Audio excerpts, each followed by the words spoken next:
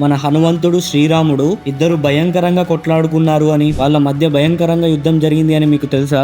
ఒక్క నిమిషం ఆగి వీడియో పూర్తిగా చూడండి, ఎందుకంటే ఈ కథ పూర్తయ్యేసరికి మీకు పక్కాగా గూస్ బంప్స్ వస్తాయి. అసలేం జరిగింది అంటే, ఒక్కసారి యయాతి అనే రాజు పొరపాటున విశ్వామిత్ర మహర్షిని అవమానిస్తాడు. తీవ్రమైన కోపంతో ఉన్న ఆ విశ్వామిత్రుడు సూర్యాస్తమయం లోపు ఆ రాజుని చంపేయాలని తన శిష్యుడైన శ్రీరాముడిని ఆజ్ఞాపిస్తాడు. గురువు మాటను కాదనలేక శ్రీరాముడు ఆ రాజుని చంపడానికి బయలుదేరుతాడు. ఇది తెలుసుకున్న ఆ రాజు ప్రాణభయంతో పరిగెట్టుకుంటూ వెళ్లి ఆంజనేయ స్వామి తల్లి అయిన అంజనాదేవి కాళ్ళ మీద పడి రక్షించమని వేడుకుంటాడు. ఆమె వెంటనే నిన్ను నా కొడుకు రక్షిస్తాడు అని మాట ఇచ్చి బాధ్యతను హనుమంతుడికి అప్పగిస్తుంది. ఒకవైపు గురువు ఆజ్ఞని పాటించడానికి సాక్షాత్తు శ్రీరాముడు, మరొక వైపు కన్నతల్లికి ఇచ్చిన మాటను నిలబెట్టుకోవడానికి హనుమంతుడు. ఇద్దరు యుద్ధ భూమిలో ఎదురు పడతారు. శ్రీరాముడు ఒకదాని తర్వాత ఒకటి భయంకరమైన బాణాలు వేస్తుంటాడు, కానీ హనుమంతుడు ఏమాత్రం కదలకుండా కళ్ళు మూసుకొని శ్రీరామ శ్రీరామ అని జపిస్తుంటాడు. రాక్షసులను సైతం వణికించిన ఆ రామబాణాలు హనుమంతుడికి ఒక్క చిన్న గీత కూడా గీయలేకపోతాయి. ఇక లాభం లేదని